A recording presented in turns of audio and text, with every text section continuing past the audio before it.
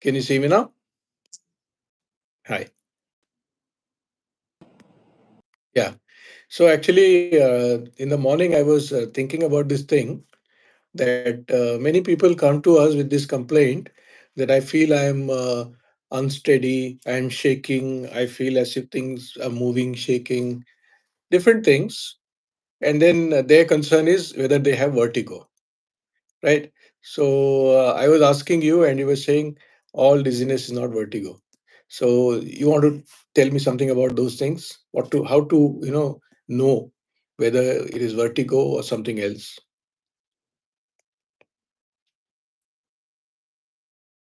you know.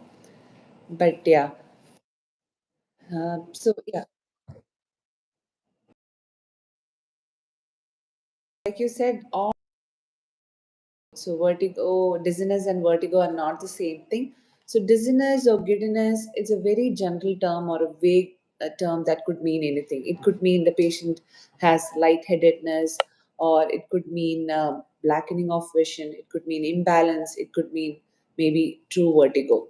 So vertigo is a specific type of dizziness where the patient has self-rotatory feeling or feeling that the surrounding or the environment is rotating around them. So any other thing, anything other than this is not vertigo.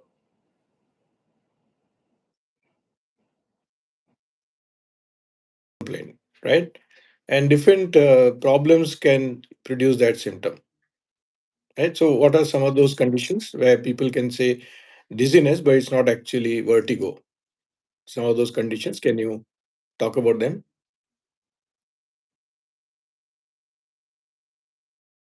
Will be able to say that it's vertigo. They will clearly say, I have the sensation of spinning, the environment rotating around me.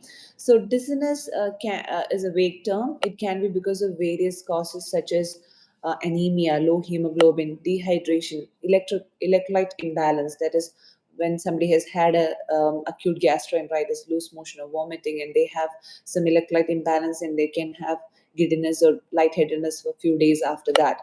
Low BP, low sugar, all these can, anxiety also can cause giddiness. So when somebody comes with dizziness or giddiness, then it is very important to take a detailed history and examination to find out what kind of dizziness it is. And it's important to ask about history of anti-BP medications, especially if they have taken it very recently. So many anti-BP medications, they have the tendency to drop the blood pressure.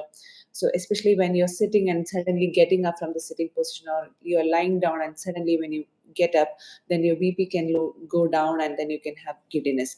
And also it's important to ask about history of prostate medications. Prostate medication can also, it is very notorious to cause low BP, especially when you're getting up from your sitting position or lying down position, and can cause giddiness or lightheadedness. So these are the causes of dizziness or giddiness in general.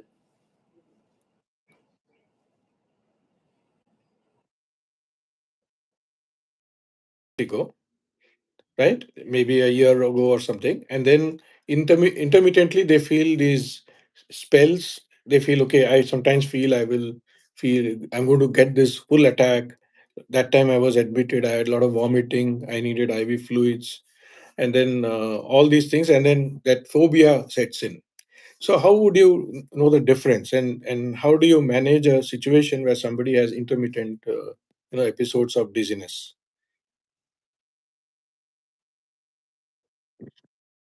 The sensation of spinning. So when patient comes with history of vertigo, again it's important to take a detailed history as to what kind of vertigo it is. So the most common causes of vertigo include something called a BPPV, that is benign paroxysmal positional vertigo, vestibular neuronitis, labyrinthitis, Meniere's disease, migraine. These are the common causes of vestibular migraine. These are the common causes of vertigo. So there's an entity called BPPV, that is benign paroxysmal positional vertigo, which is more commonly seen in an elderly population or past middle age. So they typically give history of vertigo when there is a positional change, or when there is a head position change, they have vertigo. So this history is very important, positional vertigo. So and it's always recurrent or paroxysmal, it is intermittent, and in between the episodes the patients are absolutely normal, and during the episodes they can have intense vertigo, nausea, vomiting, or feeling of imbalance and difficulty to walk. But once that episode is over, they're completely all right. So when somebody comes with this BPPV episode, then it's very important to give them not just the medication, other rehabilitative measures also. So when somebody Mm. comes with a BPPV episode, we give a short course of medicines such as labyrinthine suppressants, that is our beta histine, cinnarizine. But it's very important to give it only for a short period, and after that they have to resort to other rehabilitative measures, exercises, vestibular rehabilitative exercises, lifestyle modifications, etc. The reason why I said this is, if we give these medicines for prolonged periods, there's an entity called maladaptation or non compensation, whereby the brain doesn't compensate if we keep giving the medicines. And they will always have that apprehension of fear that they'll get the vertigo anytime. So there's a persistent vertigo which happens in maladaptation or non compensation. So we give a short course of medicines and then they have to go for the exercises or repositional maneuvers. So the ear apparatus can be divided into three parts. One is the external ear, then the middle ear, the internal ear. So in the internal ear lies something called a labyrinth, then our ear nerve or the eighth nerve. These are all inside the inner ear. So any inflammation of these parts also can result in vertigo. There's something called vestibular neuronitis, that is the inflammation of the eighth nerve or the balance nerve, the nerve that controls the balance. So any inflammation can also produce similar symptoms such as vertigo, nausea, vomiting, and it usually resolves by itself within a span of 2 weeks. Short course of steroids may have to be given, and the point to be noted here is vestibular neuritis is usually a one-time event. It never recurs. Then labyrinthitis also can, that is inflammation of the labyrinth, that is the inner ear, also can produce vertigo, nausea, vomiting. Then there's an entity called Meniere's disease. Meniere's disease, it's a chronic progressive condition. So the patient will come with history of on and off vertigo since many months, which is progressive. Then progressive hearing loss, then ear fullness, then tinnitus, that is an abnormal sensation coming from inside the ear. So these are the symptoms of Meniere's disease. So again, from the history and examination, we'll be able to find out that this is Meniere's disease. Then there's something called vestibular migraine. Again, vestibular migraine and BPPV, the symptoms could be very similar because vestibular migraine is also a very recurrent condition or paroxysmal condition which can come on and off. It can come with headache or sometimes even without headache. Vestibular migraine episodes can occur.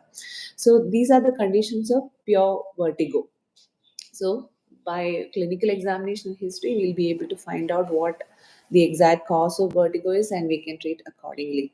And like I said, in the episodes of in between the episodes of BPP or vestibular migraine, the patient is completely all right. They don't have imbalance. If somebody has vertigo, nausea, vomiting, and imbalance is persisting, definitely we should reconsider our diagnosis and immediately subject the patient for an MRI of the brain, because stroke at the back of the brain, something called a cerebellar stroke or a posterior circulation back of the brain, stroke can present with vertigo, nausea, vomiting, and imbalance. And there, the point is imbalance is persistent.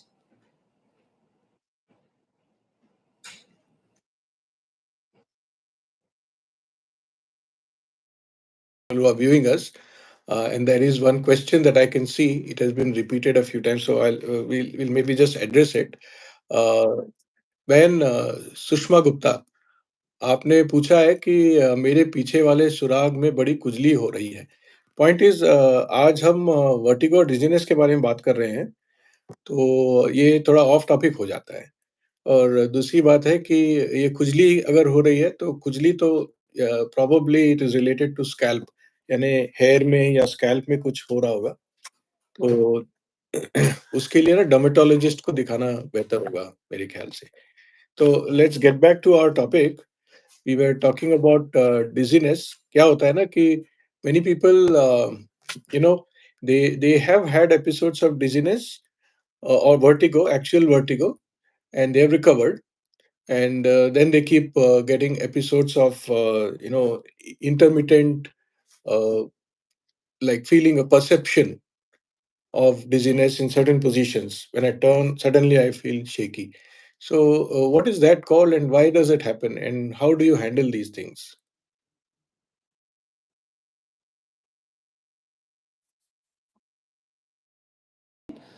From a previous episode. They might would have taken medicines for a long time, and then the dizziness is persisting because of maladaptation. Or there's something called a persistent perceptual postural dizziness. This is very common in young individuals, and it's very strongly linked to anxiety, stress, etc. So here the patient will feel that they have a persistent vertigo, especially when they see when they are in crowded places or like a mall. They feel that they'll fall, or they have a vertiginous feeling.